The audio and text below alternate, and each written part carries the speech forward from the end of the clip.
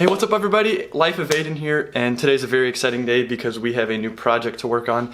It's gonna be a new jet ski that I got from a friend. It's been treated like shit, and it's not running right now, so let's check it out.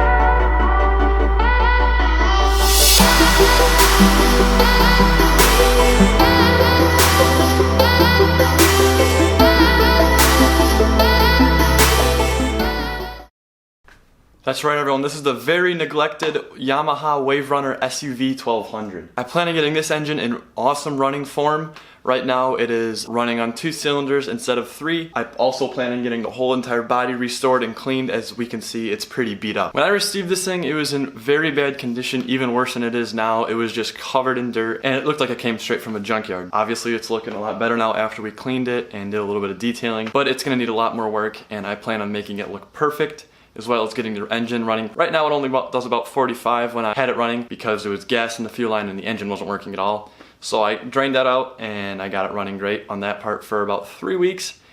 Then it died down, and right now we're only running on 2 cylinders like I said instead of 3. So let's figure out the issue.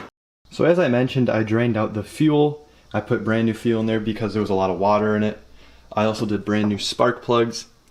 This is actually the second pair of brand new spark plugs because when we first noticed the issue of the 3rd cylinder not firing, we thought it was spark plugs, but it was actually a different issue. So because we know it's not spark plugs that are causing cylinder misfire, we're going to go straight to a compression test, and we're going to hope for the best, because if the compression test goes well and all the compression shows up properly, it's probably the reeds, but otherwise we're going to have some major engine repair to do. This garage isn't even insulated. So this compression tester I picked up comes with multiple adapters, so it should fit just about every single engine block. So let's hook this up and see what we get. So what we're going to do first is we're going to start with the cylinder that I know is working, which would be this one. The one all the way to the back was cooler than the rest of them, so that gives us a pretty good idea that that cylinder may not be working. Alright, so now what I'm going to do is I'm going to unplug the rest of the cylinder spark plug wires, so we don't have this thing turn on while we're trying to do a compression test. We want it just going off the starter. Alright, that was our unplugged. Alright, so now we're going to insert the compression tester fitting into the spark plug hole. Just like that. Make sure it's nice and tight. Now I'll get the hose from my compression tester and plug that in. So because this is a working cylinder, I'll be able to get a good control variable so we can see what our engine compression should look like. Alright, here we go with our control test. Alright, it looks like we're running at 110 psi, which is very healthy for a working cylinder. Time to test the faulty one. Alright, so now we're testing the cylinder that I believe was not working. Right down here. Not good. So as much as I was hoping for it to be the reeds, it's not. And the reason why I was hoping for that is because that should be an easier and cheaper repair. But our compression tester, as you saw, was showing 0 psi. So we probably have an issue with piston rings or some other seal. It's time to rip this thing apart. So after some research, the first thing we're going to do is rip off the head gasket and inspect the quality of that. Hopefully that could be the issue, and that would be a pretty cheap fix. Otherwise, I'm going to have to go deeper into the engine. But to start, we'll have to remove the exhaust and I forgot what this is called.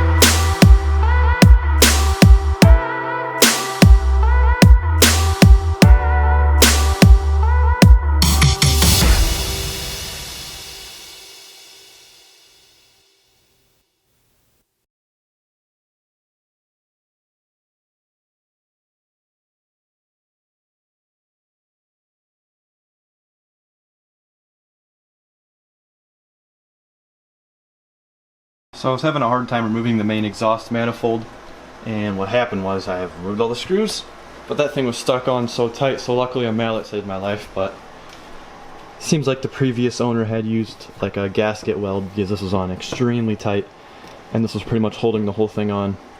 And if you can see, there's a little bit of brown residue left on the after the gasket's been pulled off.